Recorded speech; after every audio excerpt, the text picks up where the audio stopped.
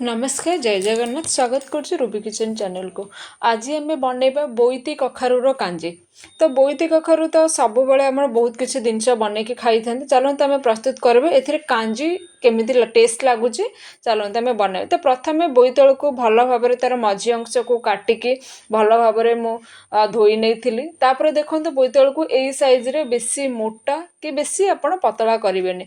तो एमती मु सबू बोईती कखारू को भल भाव मुझे काटी नहीं। तो आपण मत निश्चिंत कमेंट माध्यम जनइबे आपण या कौन कहते प्रायतः कखारू बोईतालु बोईती कखारू कहते। तो तापर देखा गोटे जगह नहीं कि ये गोटे गिनार ये दही मुझे गोटे गिना दही नहीं। गोटे गिना दही ये मु 2.5 चामच मु बेसन व्यवहार करी आपण पाखरे बेसन नथिबो ताहाले आपण एठी घरे भी जो अटा व्यवहार करूछन आपण एठी अटा नहीं पारे। एको भल भाव में आपण एठू गोले देबे जेमती कि मझिरे जो बिंडा टाइप रे रही जे से जिनसटा न रुए। तापर जो गिना मु दही नहीं एठी अध गिना एठी मु पानी प्रथमे देली देकी एको भल भाव में पुणी आउ थे एको गोले नेली। गोले सारा पर एठी गोटे चामच हलदी गुंड आउ हाफ चामच एठी लंका गुंड एको पकईकी एको पुणी आमे एको भल भाव में आमे एको गोले नबा।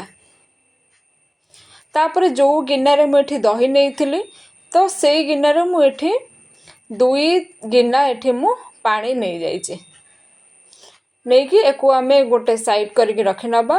तापर एको देखो पुणी गोटे कढ़ई को मुझे गरम कर नेली तेल पकईकी एमती चारिआड आपण एमती प्रथमे खेलई नेबे। तापर काटिकी रखि बोईती कखारू को आठी आमे पकईदेबा। तापर एठी आपण एठी अल्प टिके लुण पकेबे आ चाहिले भी टिके हळदी भी हाफ चामच आपण एठी पकई पारिबे। पकईकी को भल भाव में गोलेकी एको कवर करके आमे एको एनु मीडियम फ्लेम रे 2 मिनिट एको कवर करके माने चले सारा पर तापर एठी कौन करेंगे तले देखुवे केमती लगी जाऊे। तो आपड़ ये कौन करेंगे अल्प टिके पानी नहीं कि आपड़ एमती छिंची ने। तो जोटा कि तले आमर अति जल्दी आमर बोईती कखारू कढ़ई माने कढ़ई रे लागिबो नाही। तो आपन को पूरा भी सिझेइबेनी हाफ आपने को पूरा जमती भाजी हैला भलिया आपने को आमे प्रथमे को भाजी नबा। देखो तो आमर परफेक्ट आमर बोईती कखारू भी भाजी हो जाइए। तापर एको कौन करेंगे आपने मु मारिक देखे भी दौर देखो यहाँ परफेक्ट सिझी भी जाइए।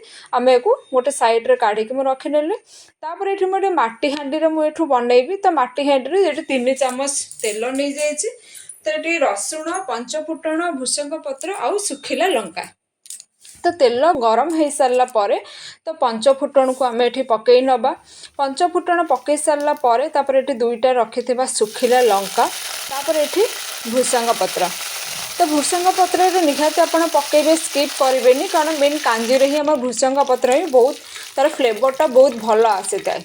तापर एक भल भाव में माने गोटे मिनिट चले सारा पर लास्ट आम ये पकेबा रसुण छेचिकी रखिदा 8 ରୁ 10टा कोला मुझे रसुण छेचिकी रखी ये आम पकई नबा। पकईकी एक भल भाव में पूरा भी पोड़ा करके भाजबेनी। तापर ये जिते बड़े आप दही पकाउछंती टिके गैस रा फ्लेम को आम प्रथम टिके लो कर नबा नहीं तो दहीटा छिड़ी जीवार चांस थाए। आपण गोटे मिनिट को चले सारा पर तापर पूरा हाई फ्लेम रे एको दही को आमर जेपर्यंत गोटे फुटा न आसी जाइए माने उतुरी न जाइए ताकू भल भाव में आम को हाई फ्लेम रे आम को उतरे। देखते प्रथमे चलाऊे बारंबार नाई तो दहीटा आमर प्रायतः छिड़ी जाए।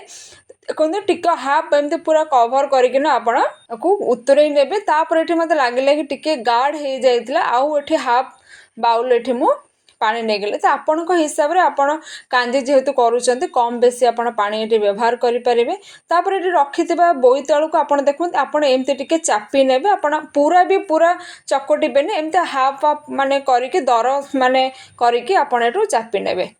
तापर एक लास्ट आम कौन करवा कांजी जो गोटे दही फुटा माने पलि आसो से आम रखि बोईतालू को आमर ये पकई नबा। तापर आपण जदि भी मो पेज को आपण जदि फेसबुक रे मोर वीडियो देखुछंती ताले मो पेज को निश्चिंत फॉलो करंतु। यूट्यूब रे देखुथिले लाइक शेयर सब्सक्राइब करंतु। इंस्टा रे भी देखुथिले आपण निश्चिंत मो पेज को फॉलो करंतु। तापर देखते या भल भाव माने गोले सारा पर तो टिके फुटी आसब तापर कौन कर तेल को प्रथम टे गरम कर नहीं देती पूरा गरम रे लंका गुंडी पकेबेनी कारण लंका पोड़ीज आपड़ देखते एमती करके लंका गुंडी टे पकईक आप लास्ट आम ये छुंक नहींदबा छुंक दे देके आपण को गैस को आम ऑफ करके आपण रेस्ट दे देके आपण देखो तापर ये मुझे कंचा लंका व्यवहार करी आपण एमती निश्चिंत गोटे घर गोटे थर बनईकी खातु व खुआतु।